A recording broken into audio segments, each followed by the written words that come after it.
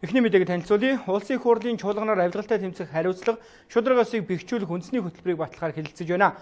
Уг хөтөлбөрт хувийн хэмжлэгийг авилгалтай тэмцэх газар шалгаж хорж цагддаг гажуудлыг засах нь зөв гэдэг дээр улсын их хурлын гишүүд санал нэгдэж байна.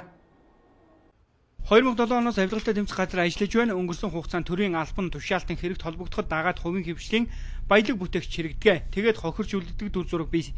Тэр дундаа бий тавьсан. Хувийн хэмжлэгийн авилгын хэрэгт унаж байгаагийн гол шалтгаан төрийн албан хаагчдын увайгүй үйл. Учир нь төрийн албыг улс төрийн намууд 8-ны бизнес болгосон гэх мэт ойлголт нийгэмд бий болчихсон. Одоо 60 тэрбум бичлэг гэдэг энэ чинь яг төрийн авилгал, төрийн албан тушаалын авилгал. Өнөөдөр энэ үнэхээр хууль бусаар хэдэн мянгаар нь одоо хүмүүсийг хомроглон халж шít. Тэгээ энэ бүх албан тушаалыг чөлөөж аваад яаж нэргээд энийг борлуулж гэсэн ийм одоо том хардлага нийгэмд маш их байна.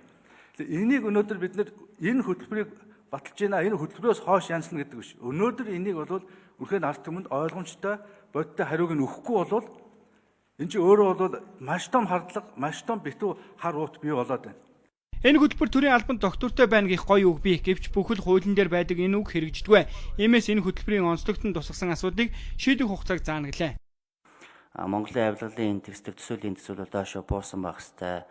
Өнөөдрийн байгаа индексийн түвшин бол дахиад яшаа агц гарсан багсаа. Дээрээс нь бол өнөөдөр авилгалтай тэмцэх чиглэлд байгаа хууль эрх зүйн орчинд бас тодорхой агцууд байгаа боловч тэр хуулиудыг дахид цааш уялдуулах, ялангуяа энэ хууль дүрэнд ажиллаж байгаа хуулийн байгууллагууд, төрийн бусад байгууллагуудын хамтаа ажиллагаа бол сайжирсан байх ёстой гэдэг шалгуурууд нь бол маш тодорхой тавьдсан байгаа. Тэгээ дээрээс нь бол энэ хөтөлбөр өмнөх хөтөлбөртэй харьцуулбал илүү богино хугацаатай тэгээд үнэлэхүйц хэрэгжихүйц боломжийн байдлаар бол томьёологдсон. Авилгалтай тэмцэх зохис хөтөлбөрийг батлах нь зөв. Гэхдээ хэмжих хэмжүүртэй хэрэгжих үндэслэлтэй байх нь зөв гэдэг дээр гишүүд санал нэгдэж байна. Өнгөрсөн 10 жилийн хугацаанд авилгалтай тэмцэх байгууллага байгуулсан ч үр дүн хангалтгүй гэсэн дүгнэлтийг өнөөдөр гишүүд хэлж байна.